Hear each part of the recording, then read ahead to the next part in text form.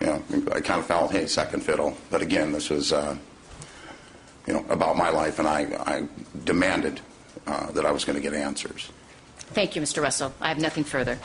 Ms. Brazil, thank you. Cross-examination, please. Mr. Chernoff, do you need a moment? No, I don't. Thank you. Mr. Russell, how are you? Very well, sir. My name's Ed Chernoff. I represent Dr. Murray. We haven't met, have we? No, sir. We haven't spoken or anything like that? No. Okay.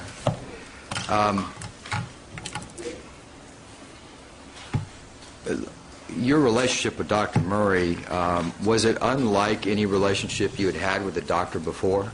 Yes. Would it be fair to say you were friends with Dr. Murray? As friendly as could be between a doctor and a patient in that short period of time. Yes. What was different about your relationship with Dr. Murray than other doctors that you've had? And Dr. Murray got after me when I wanted to leave the hospital after my procedure. I had no idea how sick I was, and he was quite pointed, quite animated in telling me that I was literally minutes from being dead, and if I didn't follow his advice, that's what I was faced with. He gave me advice on exercise, on eating, and, you know, just how to live my life, doing away with the pressure and stress that I felt like I had thrived in the business world.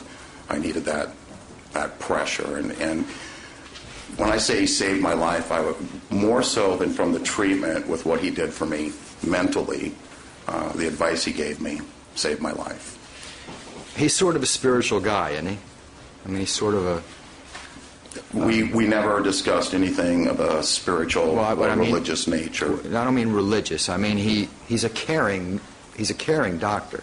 I could leave a message at his office, and he would take the time to call me at home and spend 15 minutes with me on the phone, alleviating my fears, answering my questions. Hey, am I doing too much time on the treadmill? Can I lift weights, as an example? And he took the time to give me that personal attention. When you would come to visit him in the doctor's office, did you meet with him personally? Yes, when I had a scheduled appointment with him, yes. And he would take the time with you? Yes. And talk to you? Yes.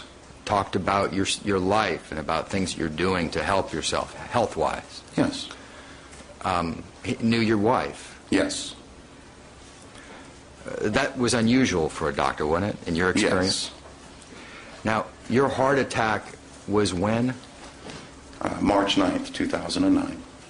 Where were you when you had your heart attack? I was at work. How are you now? My heart is in good shape. My cardiologist that I currently see recently thought there might be a problem with my stress test, so he did an angio and explored my heart, and he was about giddy when he was done. He was very excited how my stents had held up, the lack of buildup in my arteries, etc. Installed properly, and there was no buildup, and they were holding up well. And your prognosis is pretty good, considering your heart attack? Yes, sir. Okay. Now, you mentioned that the only two things about the voicemail that you found odd was that he said he was leaving on a sabbatical, and you already knew that, right? Yes. That's one of them. And that he said your heart was repaired. And, yes. Okay. If he had said in his voice message, as you know, I'm leaving on a sabbatical, would you have felt that wasn't strange? I don't know that I can rightly identify that. At the moment of the phone call, I phoned my wife to express that, hey, I got a return call, and I believe my exact words were, but it was weird. He said this. Well, you were aware of the sabbatical that he was going to go on, right? You were aware that he was going to go to Great Britain. Yes. And you had received a letter. Yes. Right? And he had actually told you that he was leaving for Great Britain. Is that right? Yes. Okay. Now,